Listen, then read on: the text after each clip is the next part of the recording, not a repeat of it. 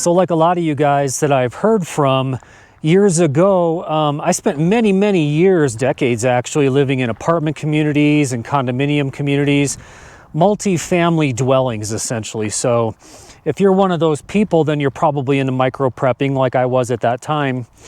And I was constantly trying to decide, like, how do I store preps and be ready for a disaster or an emergency if I have a small place? One of the things that I was always concerned about was the fact that I lived in really close quarters with a lot of other people. If you're somebody who lives in an apartment building, let's say like a high rise, and there's maybe 100 units, you literally have hundreds of other roommates. And that's the way you have to think about that, because one thing that people love to do when they get pissed off, there's an emergency, the shit's hitting the fan, they want to riot, they're upset about something. One of the things that people love to do that always scared me was they love to start stuff on fire. It's really common if you look at throughout history, and if you check the news articles and the videos on YouTube and stuff like that, whether it's the Rodney King riots or George Floyd or civil unrest in different countries around the world, austerity measures, you know, that happen a lot. It seems to be like in Europe. People just love to set shit on fire. And I don't know what it is about that. I guess like people need an outlet when they're angry, and it's something that they like to do. So that's sort of something that always scared me, living in a building where I had all these other people that I had to sort of like look out for. The other thing you have to think about is, you know, all these people that live in your community, your council housing in the UK, or, you know, a high-rise building here in the US or in Europe or somewhere, wherever it is. I guarantee you, there are some really stupid people who live in your community. I don't care if you think you know everybody. It only takes one person to fall asleep after being up for 3 days stressed out because of the emergency situation that you're in, to fall asleep with a cigarette in their hand and catch the bed on fire, and all of a sudden the building's on fire and you don't know what to do, and all of a sudden you go from bugging in to bugging out like instantly.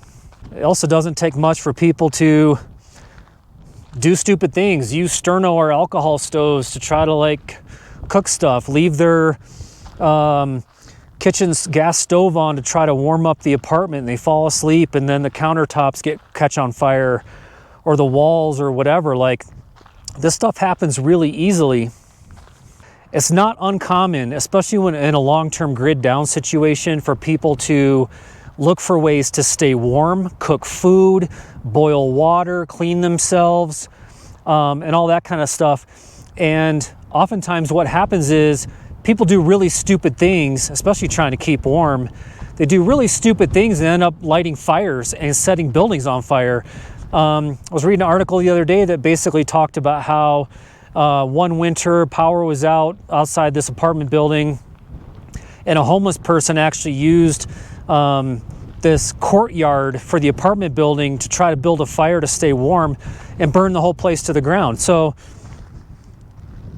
what I'm trying to tell you guys today is, I mean, I think a lot of you, when you think about bug-in strategies and bug-out strategies, you probably think like, well, I'm just going to hunker down inside my condo or my apartment because I've got everything I need in here. But for me, when I was always evaluating my situation, one thing I always thought about was, what happens if I'm forced to leave? What happens if someone tries to come and bust down my front door? A gang tries to break into my apartment and steal everything that I have? My recommendation today is, maybe it will sound silly, but my recommendation is fire extinguishers and fire mitigation. I definitely keep various types of fire suppression. I have for decades. I keep fire extinguishers in my house, like in my kitchen, in my garage. I keep them in my camper. They're at my bug out locations. I even keep them in my vehicles. It's just a really easy and affordable thing for you to have that doesn't take up a lot of space, that could really seriously help you in the event of an emergency. If you look online now, you'll see a million different flavors of fire suppression types of devices. I've even started picking up the little portable ones. Now these don't last very long, They only put out really small fires, but they're portable, they're lightweight, they're affordable, and there's no reason you shouldn't own. Even for a bug out type of strategy, if you are a person who's expected to leave your community in the event of an SHTF scenario, you could come across fires that you need to deal with. A lot of apartment buildings, there's only one way in and one way out of your apartment.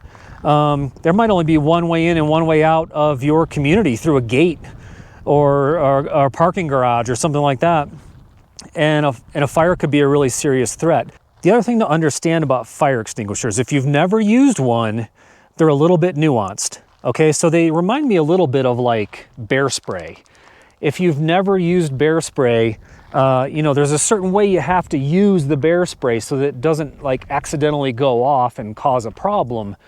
I feel like fire extinguishers are exactly the same.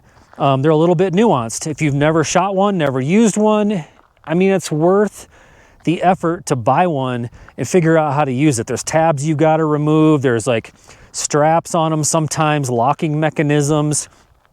Sometimes even just getting them off the wall can be like confusing. And these aren't things that you're going to want to try to figure out when you're in the middle of an emergency, or you wake up in the middle of the night and the building's on fire and you're not sure what to do.